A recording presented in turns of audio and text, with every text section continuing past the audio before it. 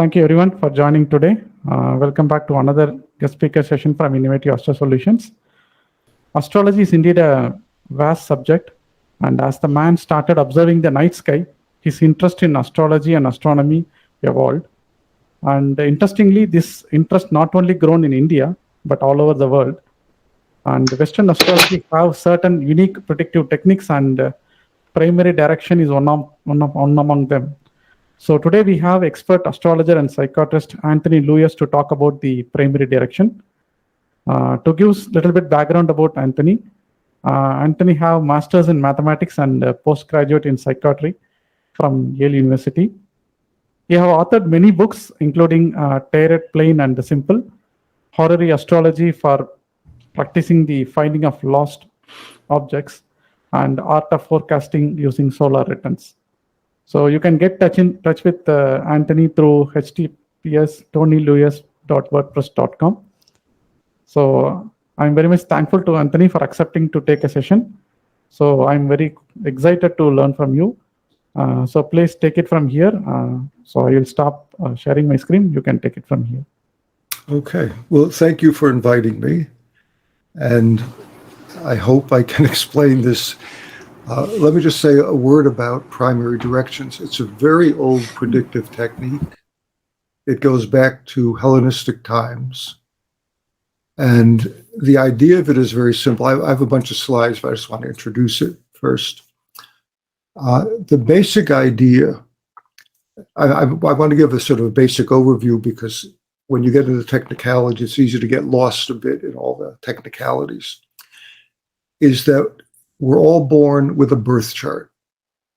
And the birth chart is kind of a symbolic representation of who we are and how our life will progress. And the point of the primary directions is that after birth, the Earth continues to spin on its axis. So the sky continues to appear to rise, planets were to rise in the east, culminate in the middle of the midheaven, set in the west. And that is called the primary motion of the heavens, which is really based on the rotation of the Earth. So the heavens appear to rotate from east to midheaven to west and then set. And the idea of primary directions is, as the sky rotates, the points in your birth chart move in this clock, so east to west direction clockwise if you do a circular chart. And as they interact with the points of your birth chart, which are kept stationary, those are called primary directed connections or aspects. And symbolically, they should represent events in your life. So let me put on my slides and go through them. And if there are questions, if something's very confusing, please let me know and I'll repeat or try to explain better. Sure, Anthony. Okay. So I hit share. And can you see my screen? Yeah, it's loading. Yes, I'm able to see your screen. Yep. Okay, so everybody can see it. This supposedly is Claudius Ptolemy, 2,000 years ago, studying the heavens and writing his books. So we start with the basic principle that the Earth rotates on its axis from east to west, causing the appearance that the sun rises in the east, culminates at the midheaven, and sets in the west. And all the planets and stars follow the same pattern. They rise in the east, rise in the heavens, set in the west. And this is called the primary motion. And hence we call primary directions any connections they make with birth planets as they follow this primary motion. So that in one day, there's a complete rotation. The Earth makes a complete cycle in one day on its axis. Obviously, here's a diagram. This line is the ecliptic, the path of the sun. The blue line is the equator. The Earth is rotating on its axis from west to east. And this causes the signs of the zodiac to appear to rise in the east, culminate at the midheaven, and set in the west. And so that gives us the order of the zodiac. The horizontal line is the horizon. So if we were a person born at a certain time or an observer, we'd be standing on the horizon looking at these various great circles of the earth. This is a photograph, I believe it's of the South Pole, time-lapse photography, and you can see this daily rotation of the stars and planets in the heavens. They rise in the east, culminate at the midheaven, set in the west, anti-culminate below the horizon. And this is a daily pattern, and this is what we call the primary motion of the heavens. And so if a particular point moves to another point of the birth chart, that's what we call a primary direction. The basic idea. The birth chart contains the natal promise, and the primary directions act like time lords or dasha lords, indicating periods of life during which the natal potential is likely to manifest. After the birth of the native, the Earth continues to rotate on its axis from west to east, causing the primary motion of the sky. Claudius Ptolemy used a symbolic measure to time events. He argued that let's let 1 degree of the Earth's rotation as measured on the equator, which is the measure there's called right ascension, symbolize 1 year of life. So every time the sky moves 1 degree or the midheaven moves 1 degree on the equator, you can equate that movement to 1 year of life. And this is the basic idea of timing with primary directions. During periods when the birth planets or chart points rotate to angles, angles are the horizon axis and the meridian axis of the native, or rotate to the same positions held by other points or planets in the birth chart with reference to the horizon and meridian, symbolically related events are likely to occur in the life of the native. And again, if any of this is unclear, please interrupt me, and because I want you to follow this. No primary direction can manifest something that is not first promised in the birth chart. This is a basic principle of Hellenistic astrology. If you're making predictions, you have to be sure that at birth, such an event is promised in the birth chart. If it isn't, you shouldn't predict that it's going to happen by some other technique. All primary directions are modified by the natal condition of the planets. That's sort of obvious. And the most significant transits are those that involve planets that are within orb of a primary direction. So this point addresses the idea that astrologers have noticed over centuries, basically, that often there is some major aspect that you would think would be reflected in an event in the life of the person, but nothing happens. And the classic idea is that for an event to happen, first it must be promised in the birth chart. Secondly, the sky has to move in such a way that there's a primary direction that indicates such an event can happen at that period of life. Kind of like in the dasha system. You have to be in a certain dasha for an event to occur. And then the transit will reflect what happens. So it's like a 3-step process. Measuring time. A basic principle of primary directions and astronomy is that we measure time along the equator. Our time zones each time zone is 15 degrees along the equator. And we divide the Earth into all these time zones, and we measure time by how much distance in degrees has passed on the equator. Remember, that's right ascension. And in Ptolemy's symbolic measure, each degree of right ascension corresponds to a year of life. So that one time zone would correspond to 15 years. If you move from one end of a time zone to the other, symbolically in your birth chart, that would be like a 15-year gap. basic concepts. These are just terms we're going to cover, or if you read about primary directions, you'll come across these. I'll explain these as we go along. Measurements, here we get a little technical. As I said, the equator, we measure degrees on the equator in what's called right ascension. Right ascension just means a measurement of degrees along the equator, usually starting at the vernal equinox, which in the tropical zodiac is the 0 Aries point. But basically, this is where the sun crosses the equator in the springtime. And then measurement above or below the equator is called declination. It's similar to latitude above or below, but it's with reference to right ascension and the equator. We have declination above or below the equator. We all know this, the sun travels between the tropics of Cancer and Capricorn. So the highest point on Earth the sun can reach is this tropic of Cancer that goes through right to the middle of India here.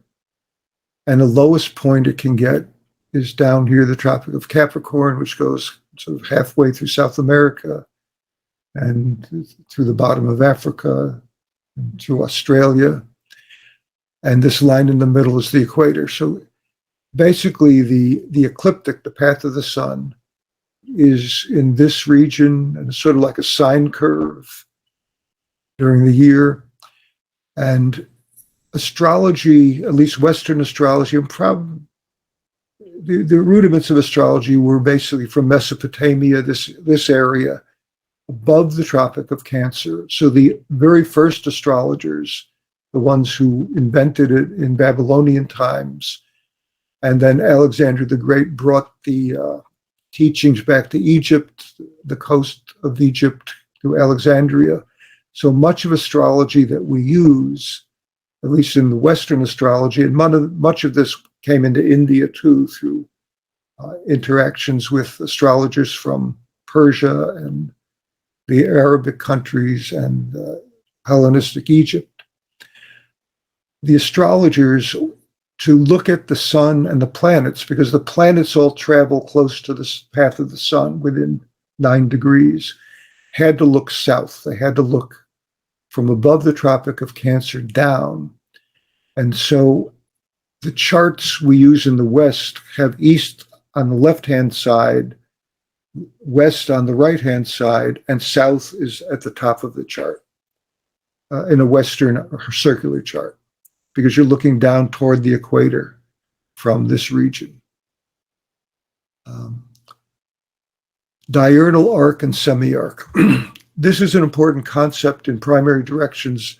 The idea is that each planet or the sun or any star will rise in the east, culminate at the midheaven, and set in the west. And this is called its diurnal or daytime arc, named after the sun being above the horizon during the day. And at different times of year, the arc will be shorter or longer. In wintertime, this arc will be shorter, there'll be less sunlight, and it'll be colder. In summertime, the arc will be greater. We'll have more sunlight, and it'll be warmer. And this arc, the amount of time the sun or a planet spends above the horizon, from the time it rises to the time it sets, is called its diurnal arc. Half that arc to the midheaven dew point is called its semi-arc, half the arc. And this arc is used to determine what we call planetary hours. And basically planetary hours, at least from the Persian tradition, you take the amount of time the sun is above the horizon on a given day and divide that by 12. And so each hour is 1/12 of the diurnal arc of the sun. And in the summer, the planetary hours will be longer, and in the winter, they'll be shorter. And they're not the same as clock hours, which are 60 minutes that we use on the clock. They can be longer than 60 minutes or shorter than 60 minutes. And the planetary hours are fundamental in the Placidus house system, because each Placidus house cusp is 2 planetary hours in length. Okay. Is that clear? Because I know in India you use mainly the whole sign houses. Right. Okay. This is another picture of the diurnal semi-arc. Here's a winter arc, here's a summer arc, and you see how much longer the sun is above the horizon in the summer. So the planetary hours are longer. And the Placidus houses will be bigger because every 2 hours is a Placidus house. This diagram is complicated, but here's the horizon. You stand on the horizon. Above you is the zenith, below you is the nadir. The horizon has 4 key points. This black circle around the outside is the meridian. It's the great circle that goes through the North Pole, the South Pole, and your position on Earth. And it divides the horizon where the meridian connects with the horizon, intersects the horizon. There's a south point in the south and a north point in the north. And where the horizon intersects with the equator, it's in the east and west. The horizon has an east point and the west point. And these points, especially the north and south points, became a fundamental principle for what are called the Regiomontanus system of primary directions. Basically, Regiomontanus used a house system where he divided the equator into 30-degree segments instead of the ecliptic, and then projected the 30-degree segments onto the ecliptic using circles that went through the south and north points of the horizon and through that point on the equator, and where it hit the ecliptic was a house cusp. That's kind of complicated. If you don't understand it, fine, but I just wanted to say it to get it out there. This is a slide from an old book, 1935, which is quite excellent on primary directions, method of prediction. The author is Robert Deleuze. This is his diagram. And let me explain it because I think it's a really good, simple explanation. Inside is a birth chart called the radical sphere, the radical chart. This is where the planets are at birth of this individual. The horizontal line would be the horizon. So this person is born with Venus near the horizon, probably in the first house. And this person has the sun maybe 30 degrees below Venus, so maybe it's in the second house.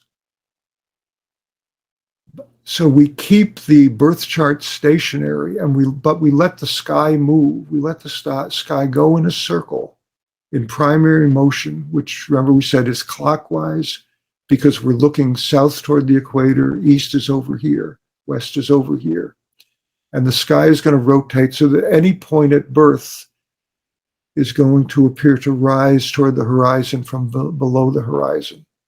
And at some point, the sun, which we're allowing, or at least the position of the sun compared to the birth chart, is going to rise, and we'll get to a point in the sky where Venus was at birth with respect to the horizon and the meridian. And when the sun gets here, we say that the sun has conjoined Venus by primary motion or primary direction. And we would expect an event of the nature of the sun and Venus to occur. Now, let's assume that on the equator, because we measure time on the equator, these are ecliptic positions.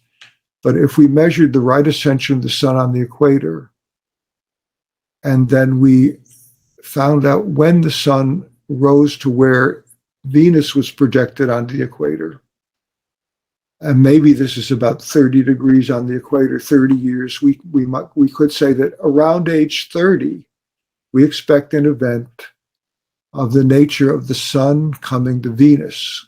And we use the basic symbolism. We call the birth points significators because they signify things in life. Venus signifies relationships, love, marriage, and so on. And the moving planet, because the sky is moving, we call those promissors, or planets that promise something. Well, the sun usually promises some sort of public event or illumination. So maybe when the sun, through primary motion, arrives at Venus, there'll be some public event of the nature of Venus, love, marriage. Maybe it'll be a wedding about age 30. And this is how predictions are made with primary directions. It's a very simple idea. It only gets complicated in the math and figuring out timing. So the celestial sphere rotates clockwise, carrying the birth positions called the promissors around the wheel by primary motion. In the geocentric model, the radical sphere, the natal chart, remains stationary and is the backdrop against which the rotating sphere is judged. Basically, the points in both spheres are the same. It's just that one sphere is moving with respect to the other in primary motion. Okay, and that's the basic idea of primary directions. The significator is situated on the radical or natal chart, which is held stationary, and the promissor is on the rotating sphere. And it's the heavenly point or planet that promises to produce an effect. The moving of a promissor, one of these outer points, into aspect with the significator, one of the natal positions, by means of the daily rotation of the heavens, produces an equatorial arc, meaning that even though we're looking at this from the point of view of the ecliptic, the zodiac, we have to project those positions onto the equator to measure the arc to give us the time when things will happen. This is just to show daily motion. This is a view of the heavens projected from, I think, London. And you can see that the signs, we're looking south now toward the equator from London. They appear to rise in the east, culminate at the midheaven, the meridian, and set in the west. And this every day, every 24 hours, the same pattern repeats. And you know, some signs appear to rise almost straight up or vertically. These are signs of long ascension. And then other signs, as you move along, tend to rise more horizontally. Those are the signs of short ascension. They rise more quickly. And in the literature, they're sometimes called crooked signs versus straight signs. So you can see these are rising almost horizontally up. And then as we move along to the signs of long ascension, they rise more vertically. And this pattern repeats every 24 hours. And this is the primary motion of the heavens. And so say you had this star, it moves along, and maybe 30 years later, it'd be up here, and it will correspond to something in your birth chart. Okay. I'll move on. So primary arcs, meaning the arcs of primary directions, are measured on the equator in right ascension. For timing, if we measure a planet moving to the meridian, we do it purely in right ascension because the meridian is perpendicular to the equator. And so a planet, to project the planet to the equator, we draw a perpendicular line from the planet to the equator. Let's say this planet here. We would say the equator's here, and this is the meridian. We would project both those to the equator, measure the arc between them, and say that's 10 degrees. We say about age 10, this planet would get here, and we expect an event of the nature of this planet to occur. For the horizon, it's a little different because the horizon, planets moving to the horizon, the ecliptic is tilted with respect to the equator 23.5 degrees. So there is an oblique sense in that a point on the horizon, let's say the equator's over here, there'll be a point on the equator that rises simultaneously with the point on the horizon. And that's called the oblique ascension of the point on the ecliptic. It's a measure of what equatorial degree is rising at the same time as a planet or point in the horoscope. And so we measure that point on the equator to do timing, but it's called oblique ascension. because you can't draw a vertical line from the horizon, easily from the horizon to the equator. I don't know if that made any sense.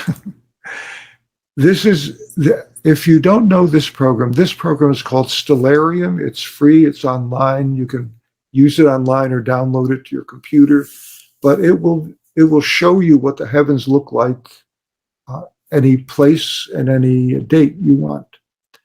So here's a chart that we're going to look at in a few minutes. And this person is born, here's the equator. This orangish line is the ecliptic, the path of the sun. This black line is the horizon, and we're looking south. We're looking toward the equator from our vantage point. And there's something rising on, here's the ecliptic. The star Regulus has just risen on his horizon.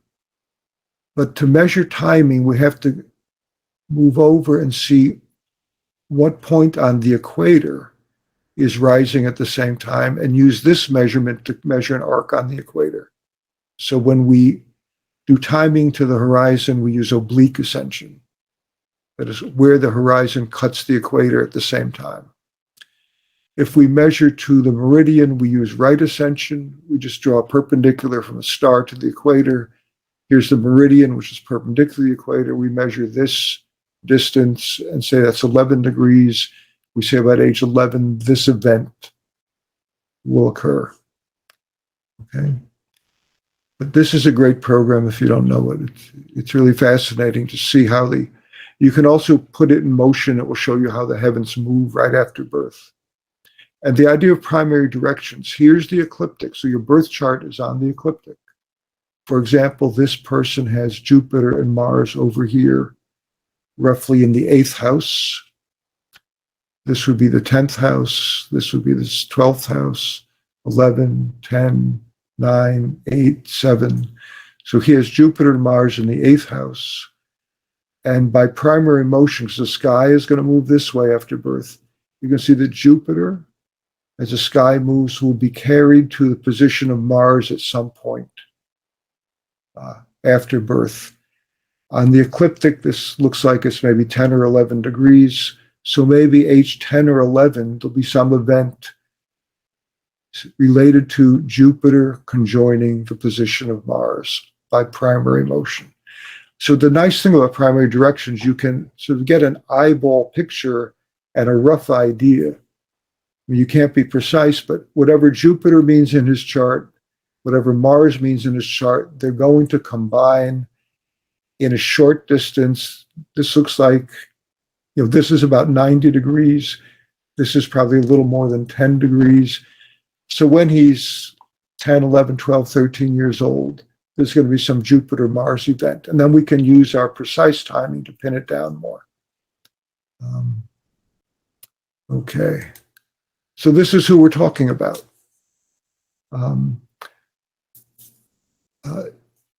Yogananda, he wrote this famous autobiography. It's very popular, and he was very popular in the United States. And he has a reasonably accurate birth time.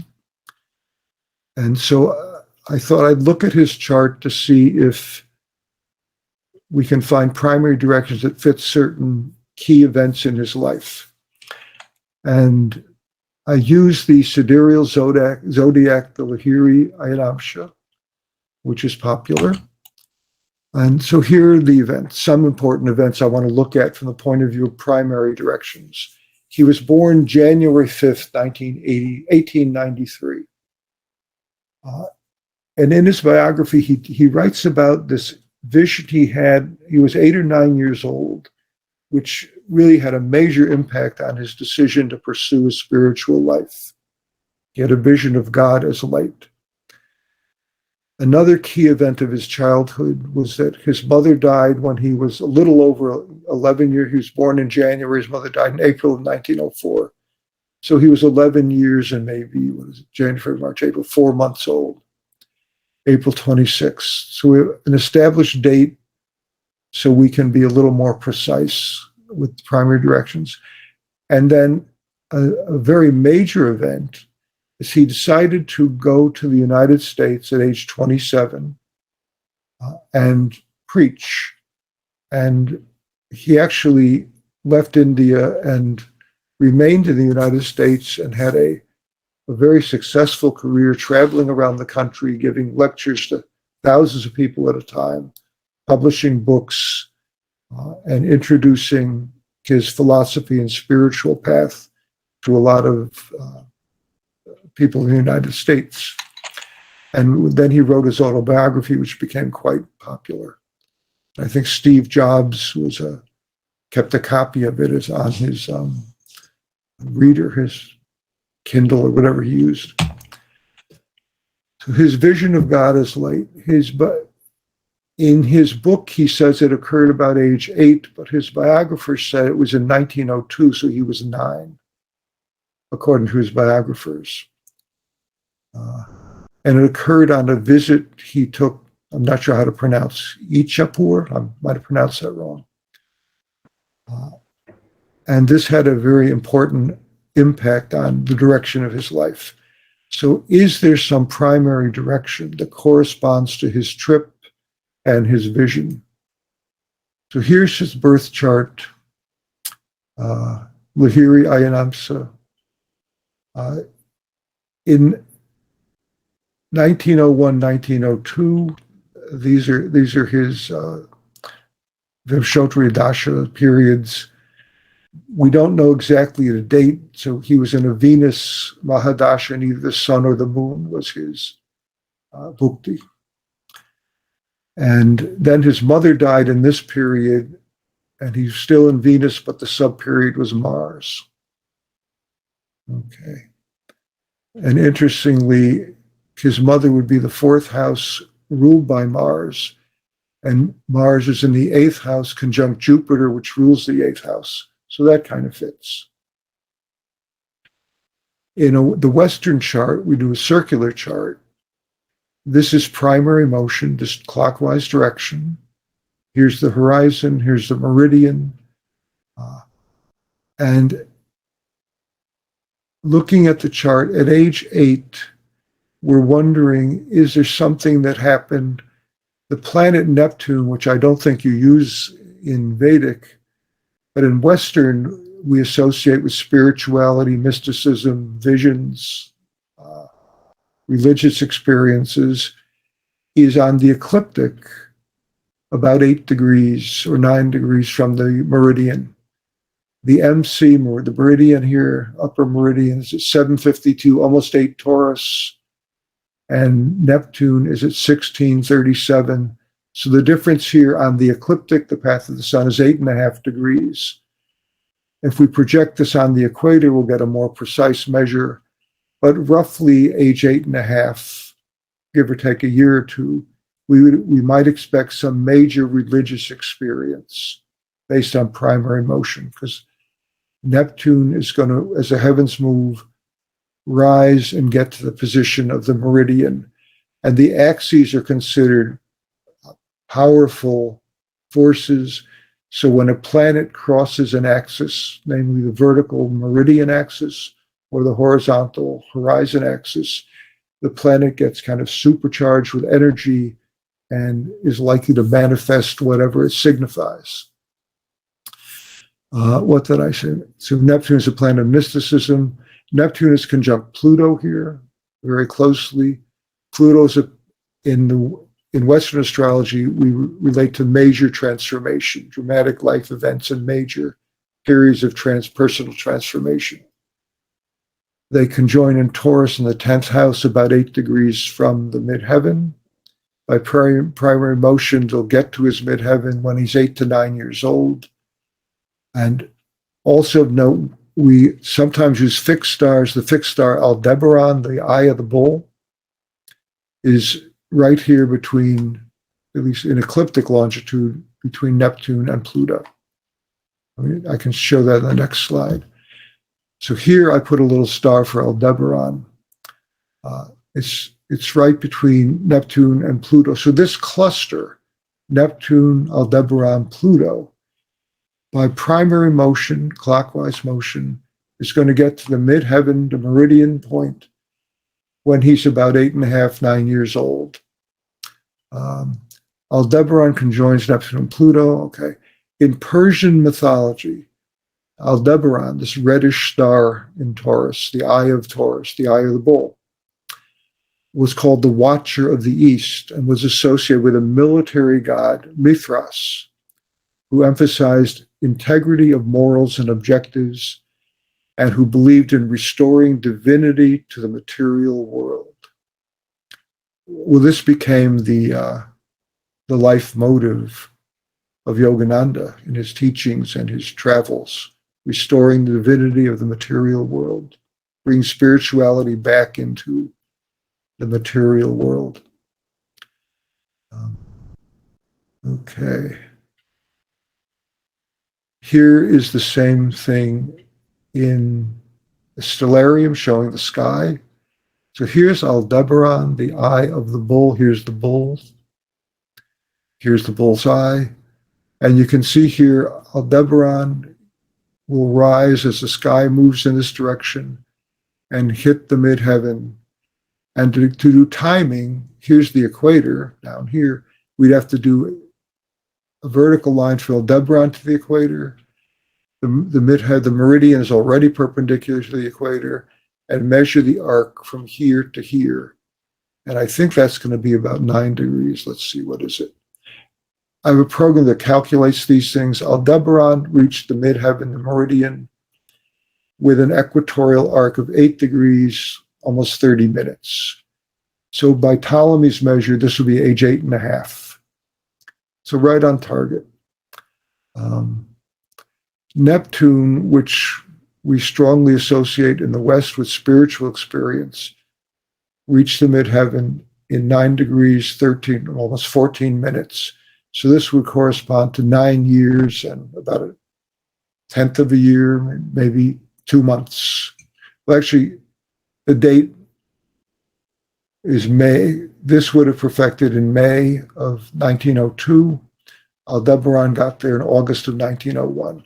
So this whole period, from summer 1901 to about summer 1902, we have that cluster of Pluto, Aldebaran, and Neptune coming to hitting the midheaven and activating the natal potential of this triple conjunction in his life. And he is, during this period, he sees his vision of God and decides to pursue a spiritual path in life. Okay. Questions so far? Okay, good.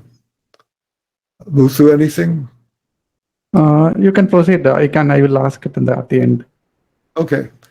The second event, his mother died in April of 1904. He was 11.3 years old. His mother was a very important person in his life. This is from a biographical comment. When she passed away while he was still young, his search for the healing of his anguish was finally fulfilled in an experience of the Divine Mother, which he described in his autobiography as follows. Years passed before any reconciliation entered my heart. Storming the very gates of heaven, my cries at last summoned the Divine Mother. Her words brought final healing to my suppurating womb. It is I who have watched over thee life after life, in the tenderness of many mothers. See in my gaze the two black eyes, the lost beautiful eyes thou seekest. So I commented earlier, his mother here, fourth house, contains Venus ruled by Mars. Mars is in the 8th, conjunct Jupiter, which rules the 8th.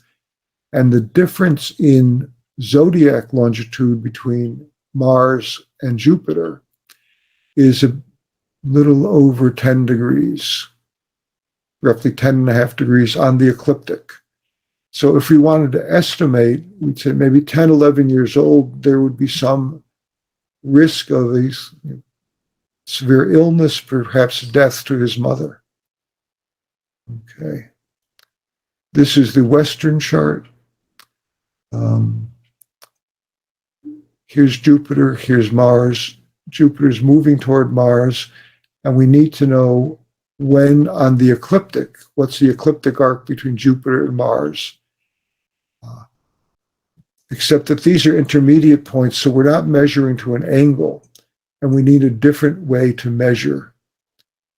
And so there are two main systems of measuring intermediate points. Intermediate meaning when a planet's not rising to the meridian, which we do by right ascension, when a planet's not rising to the horizon, which we do oblique ascension, but when two planets are in between the meridian and the horizon. How do we know, or how do we decide when Jupiter arrives at the position of Mars? And the original method by Ptolemy was called the proportional arc method. That is, when Jupiter gets in its own movement, in its own diurnal semi-arc or arc, proportionately distant from the horizon and the meridian as Mars is in its semi-arc movement, then we call them conjunct. That probably didn't make a lot of sense, but I have a slide that will show it better. Regiomontanus, on the other hand, would draw a circle from the north point of the horizon to the south point of the horizon through each planet. And when those circles overlapped, he would say they were conjunct. The two systems are close, but often the timing is different by months or sometimes a couple years. My preference is the Placidus system because it was the original system that Ptolemy used, and he invented the method. I think I said all this. Yeah, so I'm not going to repeat that. This is what we're looking at. Jupiter and Mars are both in Pisces, which happens to be the 8th house of this chart. And at some point, Jupiter will arrive at the position Mars holds on its path, daily path around the Earth. And when that happens, we'll say they're conjunct and there should be an event. Okay. So measuring primary directions, I use the computer to calculate when they would become exact. Jupiter, by Ptolemy's method of semi-arc, arrived at Mars in February of 1904. His mother died in April. And in primary directions, we would consider this a very close hit because primary directions really show influences for periods of time like dashas. They don't generally pinpoint specific dates of events. So we would say Jupiter coming to the position of Mars will be in effect, peak effect around February of 1904, but it will probably begin its effect several months before and be influencing the period several months after. So maybe late 1903 to maybe the fall of 1904, we would expect some event of the nature of Jupiter coming to Mars. And we would use other techniques to try to pinpoint a date. But we would know this period is characterized by Jupiter coming to Mars. And it's a period of several months either side of the date where it becomes exact. Okay. But here the mother died April 26, so this is 6 weeks off. And that would be considered very, very close in timing. Okay. And the final event is his trip to the United States. This was a major event of his life.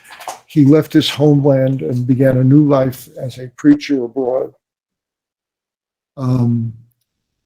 He left by ship in August 3rd of 1920, arrived in Boston September 19th of 1920, and during this period, August, he was 27.6 years old. Remember, he was born in the beginning of January, so August is about half a year later. He's 27.6 years old. An interesting point, not related so much to primary directions, is that We also use what are called secondary progressions, in which instead of 1 degree of the equator being symbolically equal to a year, we equate 1 day of life to a year. And the sidereal month has 27.3 days in it, so that the moon, by this progression, method of progression, at age 27.3 would have made 1 complete cycle, and he would have basically a return of his moon to its birth position by secondary progression in the summer. This would be the summer of, because 0.32 is about 4 months, January, February, March, April, May. This would have been May of 1920. He left in August. Or if you let a sidereal day be a year of life, this would be more like July, that the moon returned to its birth position by the secondary progression method. So it's quite fascinating that the same period as a significant primary direction, there's a secondary progression or direction of the moon to its birthplace when he decides to go on this trip. So here are his primary directions at age 27. And is there anything that fits the trip? He has a trine of the ascendant coming to Mars. Mars rules the 4th, which is his homeland, and the 9th, long trips. And Rahu is in the 9th natally. Okay. The sextile of Jupiter, which can be a symbol of long distance travel, came to the part of fortune. So this primary direction could be a very fortunate long trip around August 30th at peaks. And then the sextile of the moon, which rules his 12th house, which could be settling abroad, comes to midheaven, the meridian axis, which is associated with the 10th house significations, professional development, career. So there could be a trip and relocation abroad, which has a major impact on his career. And this peaks in September of 1920. So I think the primary directions really fit the event. Here is his chart. So we're looking at, here's his 10th house. His 9th house is ruled by Mars and has Rahu in it. And the sextile of the moon came to the midheaven during his trip. Venus rules the 3rd, and Jupiter. I think I said all this. Oh, in 1920, at age 27, the primary directed moon conjoined the 12th house. That's on the next slide. So here are his birth positions. The moon is ruling the 12th house. This is the Placidus system. Every house is 2 planetary hours. And at age 27, by primary motion, the moon actually arrives at the cusp. And that's considered a significant primary direction because the cusp is considered a powerful point, or the most powerful point in the house. I think the KP system in India uses the Placidus cusps in this way. So here's the 12th house cusp. And when he's 27 years old, the moon crosses this cusp and he decides to travel to the United States. Now, in terms of measurement, Naibad, who was a 16th century astrologer, was looking for a more precise way than 1 degree on the equator is 1 year of life to time events. And he decided that it takes 4 minutes for 1 degree to pass over the equator. But if you make a symbolic equation of 1 sidereal day is a year of life, then it would only take 3.932 minutes on the clock for a degree to pass over the equator. And you could use this idea to advance the chart. So what I've done here is, this is his birth chart, and I've advanced the chart after birth 3.932 minutes for every year of life, and I did it 27 times. So watch what happens to the moon. We're taking the birth moon and seeing where it goes, advancing the chart 3.932 minutes for every year of life for 27 times. It should be, there it is. Every time it clicks is 1 year of life. And when it stops, we'll be at age 27.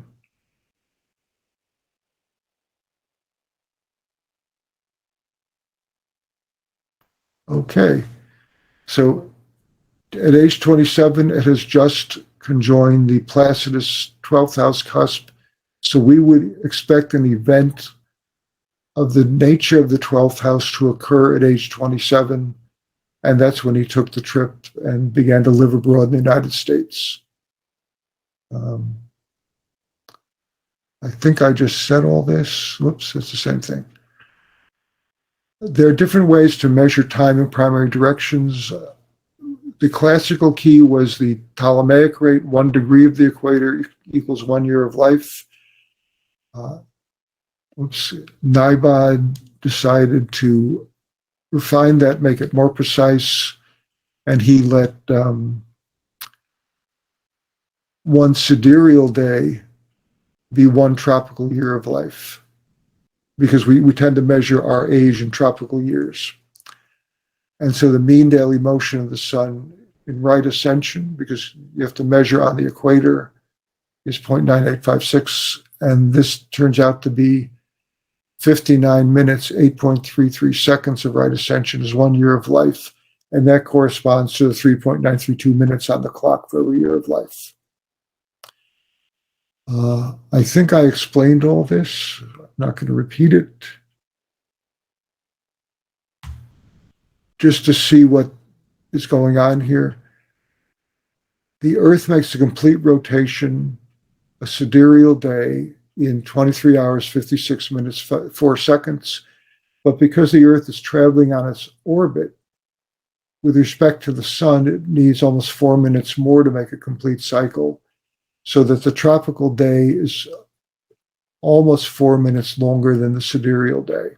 And Naibod said, let's let the sidereal day equal a year of life, rather than the tropical day, which is what Ptolemy was using. And that gives us a timing rate that's a little bit different. And when you use the Naibod rate, events tend to occur a little bit later in time than the Ptolemy rate. Okay, I think I went on that. These diagrams just show the same thing. The sidereal day, 1 complete rotation, but the Earth keeps moving, so the solar day has to take into account the movement of the Earth on its axis, so it's almost 4 minutes longer. All right.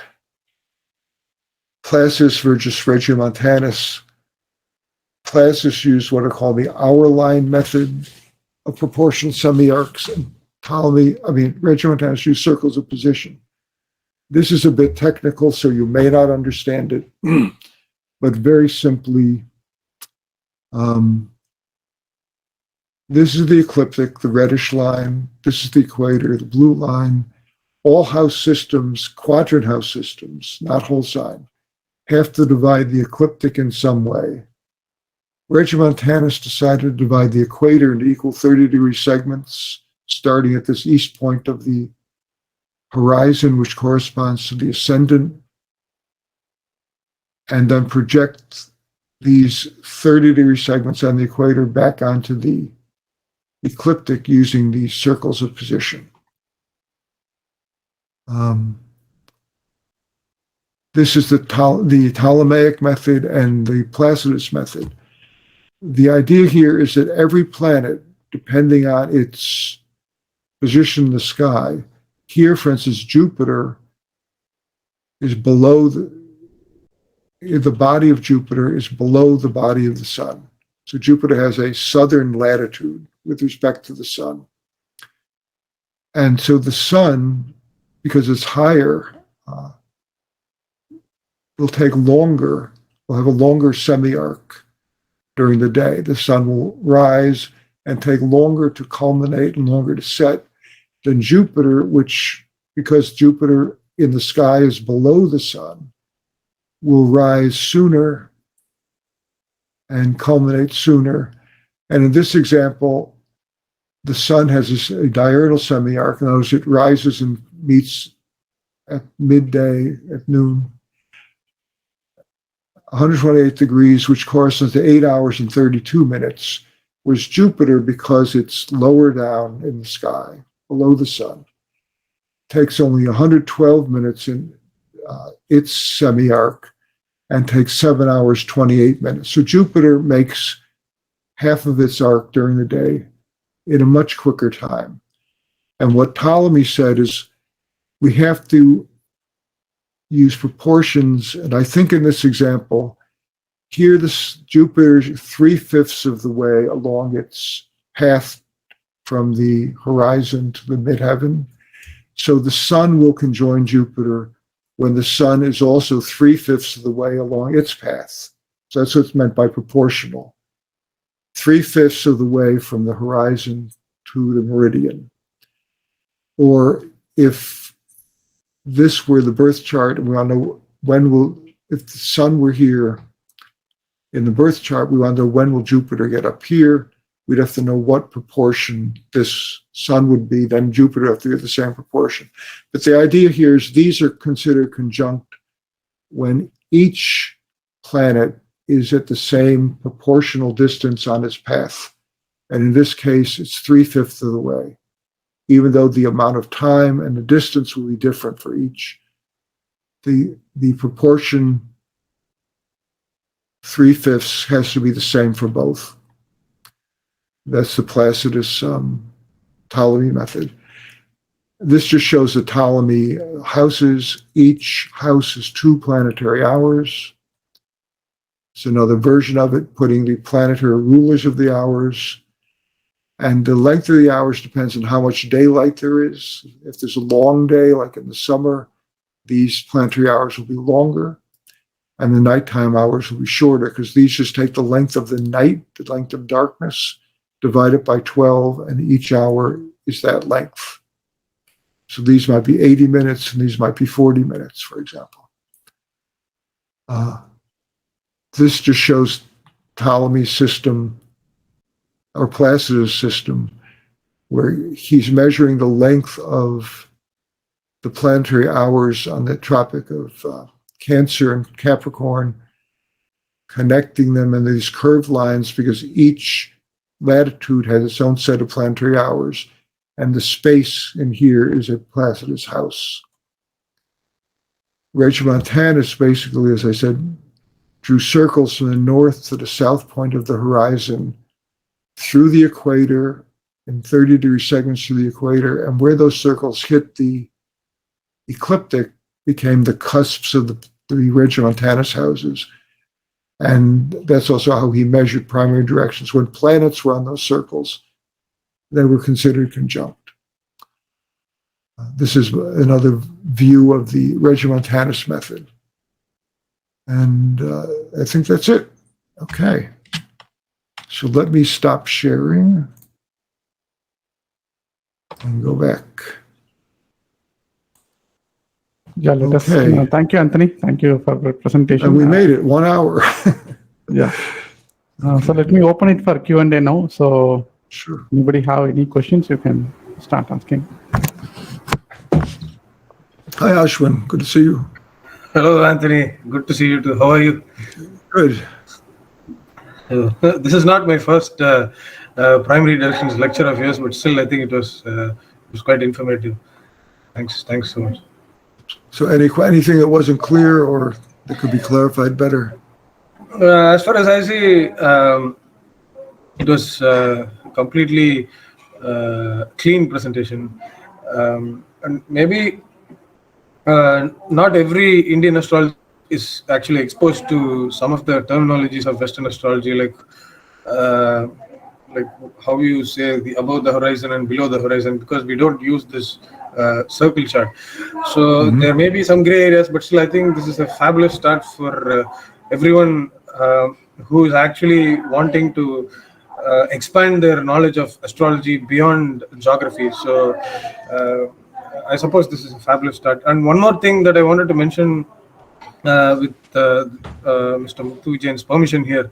Like, I think I was pretty naive when it came to primary directions before 2 or 3 years, but I think my conversations with Anthony Lewis has completely enriched my understanding of primary directions. And I used to kind of write to him at any point of time whenever I had any doubts, and we used to share a lot of examples, and we also try to catch up every now and then, and we try to kind of work with some of the techniques.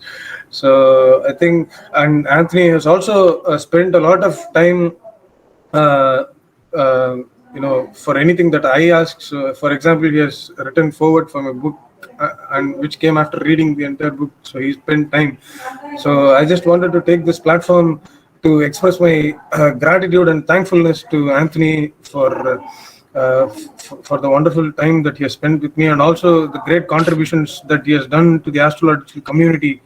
And his books on horary astrology are all, it's like bestsellers of the astrological community.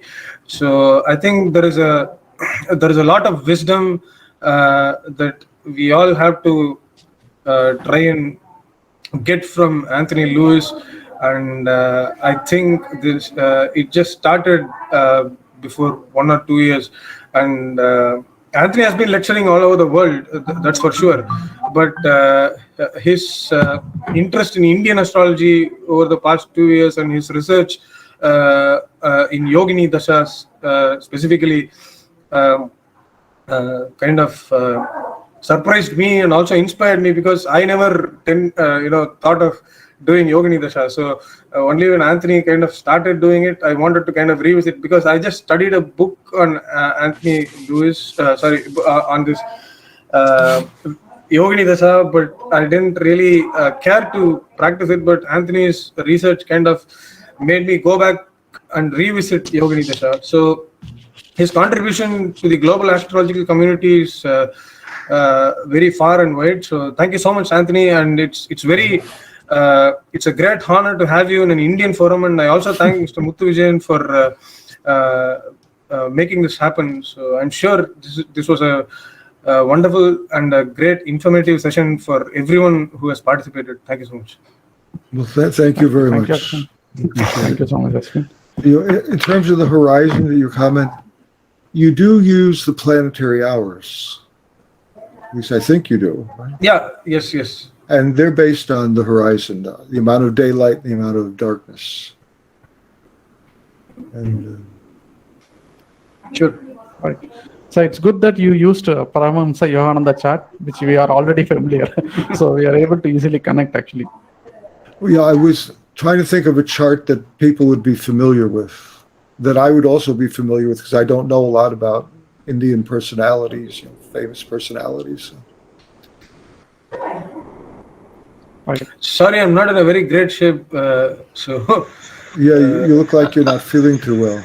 So. Yeah, we're all sick, so it's. Well, I hope you feel better. Yeah, thanks.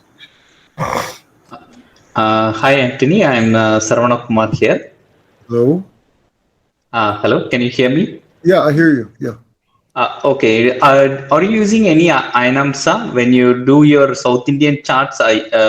Is there any Ayanamsa you are using? Because I heard the term Lahari when you were talking. The reason I use it, it's sort of the standard in all the astrology programs here. I really can't speak to. I don't have enough experience or knowledge to speak intelligently on. Is there a best Ayanamsa? Okay. But I used it because it seems to be a standard that many people use. My question is, when you use the Ayanamsa and do the chart, and when you look at the sky, there might be a slight differences, right? So how do you, because in most of your slides, you are showing the actual map of the sky. So when, how do you incorporate the Ayanamsa correction there? Well, in the stellarium, they're showing the actual constellations. And the constellations are not the same size as the signs. The signs are all 30 degrees on the ecliptic. the constellations, some are very big and some are very little. I mean, I don't remember the variation, but I think they range from late teens to maybe 40 degrees or more. Anybody know? If you actually measure the constellations in the sky, some take up a lot of space, some a little space. There actually is a movement. There are people who are doing what is called constellational astrology, where they're, instead of using 30-degree signs, they're throwing out the signs altogether and just going with the constellations, which I haven't experimented with much, but it's interesting. But I don't know if I answered your question. What I see, like if you use Ainamsa, I think there will be some 24-degree off between the Western chart and the Ainamsa with Lagari Ainamsa. I think that's what Sarana Kumar is asking. Yes, Muthu, that's what I'm trying to. Oh, but no, here I deliberately use the Lahiri because, well, first of all, Yogananda knew his own chart, but I think his teacher was Yukteswar, no? Yes, Yukteswar. And his Ayanamsha is a degree or two different than Lahiri. So probably he looked at a different chart than we looked at. I have to go back and recast it to see if it made any difference in the house cusps. I don't think so, because the house cusps were all sort of 9, 10, 11, 12, that range. So a difference of a couple degrees would not change the signs on the house cusps in the Western system. Okay. Yeah, one question from my side. I'm not sure if I missed it when you explained. So you mentioned that there should be some combinations in the chart itself, like promising combinations in the chart itself before going to primary direction, right? So I think for the risk of mother, if I understand correctly, it is because of fourth lord conjoined with eighth in the eighth house. So that's why you try that was one. I think there were others, but I think that was the one that stood out to me. That is there any indication in this chart of danger to the mother's health or life? And her ruler being in the eighth, conjunct the ruler of the eighth, and them coming together in about 10 or 11 degrees on the ecliptic, suggested there could be some risk of serious ill health or even death when he's 10 or 11 years old. That was the idea. Mm-hmm. Not that it necessarily would happen, but the potential would be there. Mm-hmm. Okay. And then you would look for other predictive measures. And then I think in his dasha, he was in a sub-period of Mars and Mahadasha of Venus, with Venus in the fourth. And so Mars could certainly be a problematic period for the mother. Mm-hmm. So and you would look for several indications. I didn't look at the transits for April of 1904 when the mother died, or other dasha systems like Yogini. But there ought to be, you start with the birth chart to get a sense of what is potential for this person. Then you look at the primary directions. How will this potential unfold? So the primary directions are kind of like the DNA of the chart. We all are born with DNA, which has our potential, what we're going to, at least our bodies will become, maybe our minds will become. And then different parts of the DNA kick into action at different stages of life. For instance, sexual maturity doesn't happen till puberty. So you wouldn't expect a child of 5 years old to have a baby, right? But at some point in the lifespan, that potential will become an actuality, and it could manifest. So a sexually mature youth could have a baby, but won't necessarily have a baby, but the possibility of manifestation is there. But the original potential has to be in the birth chart, and it may take years for that potential to get to a point where it's able to manifest, but will only manifest if other conditions are met. So that's the kind of model here. Okay, yeah, makes sense. And also regarding the journey, right? So again, that's because the moon is traveling to the, because moon being the 12th lord, so it is traveling to the same position as per this moment uh, on the 30, around 30th year, right? But is there any specific reason that it's a spiritual journey? Like, is there any specific combinations to mention it is journey is going to be a spiritual journey? I don't know. I didn't look at it. I'd have to go back and study the chart. Okay. I think the moon it's in his first house at birth, right? Right. So it has a major impact on his personality. I would need to look at what aspects the moon makes, how it's connected to the rest of the chart. Okay, fine. But off the top of my head, I don't.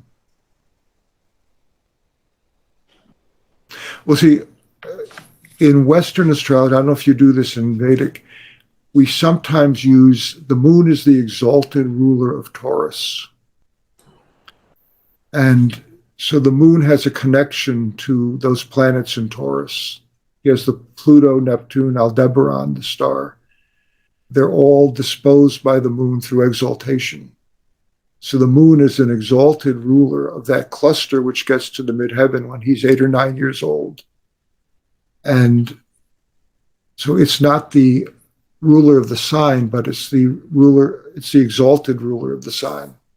So it has some connection to Taurus, which in his case is a very spiritual placement because it contains Neptune, Aldebaran, and Pluto getting to the midheaven. So a major effect on his career. And so that may be the connection. Okay. And exalted rulers often have a sense of not being mundane, but being at a different level because they're exalted, right? So, but I don't know, other ideas, I don't have a particular strong idea about why. Okay, yeah. Thank you so much. Anybody have any other questions?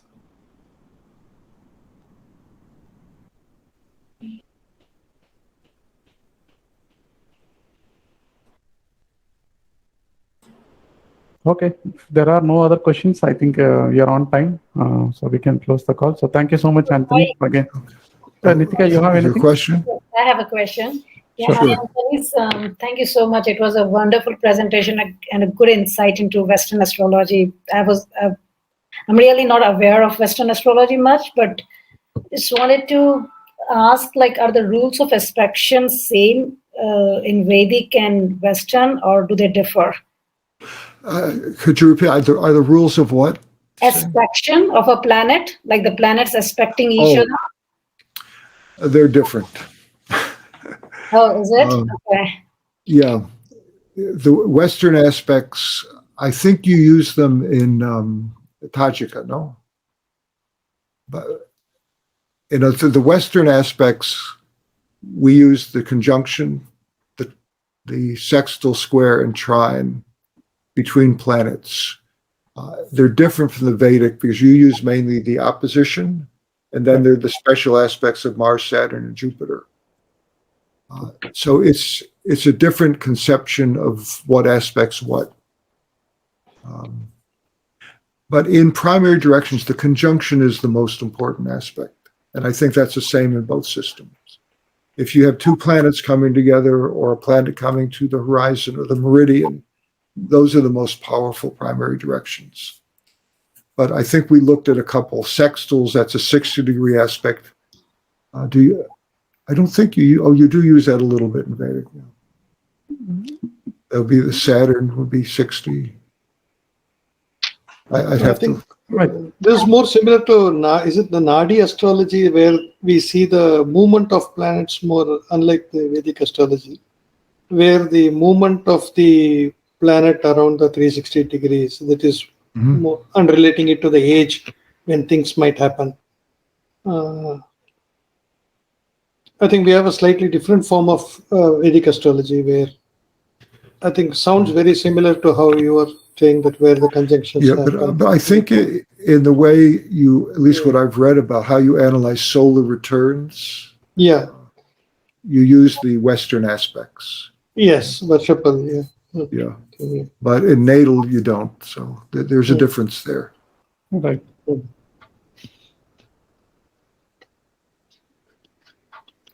And you also mentioned about Placidus when you were like explaining. So, Yes. what is the relevance of Placidus system, or like is this linked to some kind of star, or what actually it means? No, the idea of Placidus, see, originally the Hellenistic astrologers used whole signs as you do in Vedic. At some point, well, actually, they began to notice that the meridian axis was very powerful in charts. And so the midheaven degree of the ecliptic, they noticed was very powerful and had the same significations in many cases as the 10th house. So they began to use the meridian as the cusp of the 10th house instead of the 10th whole sign, or in addition to the 10th whole sign. And they got the idea of, instead of using whole signs, if we use the meridian, the vertical meridian axis, as the 10th, fourth house cusps, and we use the horizon as the first house cusp, that divides the chart into 4 quadrants. You have the vertical meridian, the horizontal horizon, and then we can divide each quadrant into 3 pieces. And so they're similar to the whole signs. There's 3 whole signs in each quadrant, there's 3 houses in each quadrant. But the boundaries of the houses are different because you're using points on the ecliptic to be cusps of houses rather than borders of signs. And the Placidus system simply says, and this comes from Ptolemy, so it's 2,000 years old. If we take the meridian to be the 10th house cusp and the horizon, the actual ascendant degree, to be the first house cusp, then that quadrant from the horizon up to the meridian is the semi-arc of the sun. Okay. And the sun travels pretty smoothly, evenly from the time it rises to the time it culminates and then the time it sets. If we take the time from sunrise to sunset as the daylight hours and divide that into 12, we get 12 planetary hours of daylight. And we can let each 2 of those hours be 1 house because we want to divide the houses evenly, just as we use the signs of 30 degrees each in whole signs to be the houses. We can let every 2 hours be a house of the daylight. And so the first 2 hours of daylight are the 12th house, the second 2 hours of daylight are the 11th house, the third 2 hours of daylight are the 10th house, and so on. The last 2 hours of daylight are the 7th house. So you have a nice even division of houses patterned after the whole signs, but using specific points on the zodiac that were noted to be very powerful points, the ascendant degree and the midheaven degree. And that's the basis of the Placidus houses. And then if you use Placidus houses and the Ptolemy system of primary directions, there's a nice fit and it's very easy to calculate when events will take place. So I don't know if that was clear because it's a different way of looking at houses. But basically, you're taking the whole sign concept, and instead of using whole signs, you're using 2 planetary hours, which are the same length, to be the houses. And the houses are very evenly distributed into equal segments. Right. Now, thank you so much for the explanation. It does make sense. Maybe that's a bit complicated to understand since I'm just beginning to learn.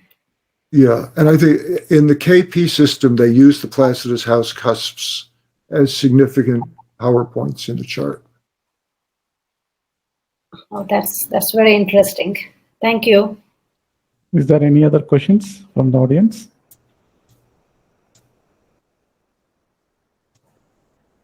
Okay, so looks like there is no other questions. Okay, thank you so much, Anthony, for spending time and explaining all these things. Sure. My Thank you so pleasure. much. Yeah, thank you so much. Yeah, thank you all for joining, and meet you again in another session.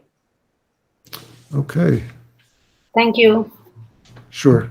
Take care. Thanks. Thank you. Thank you. Thank you.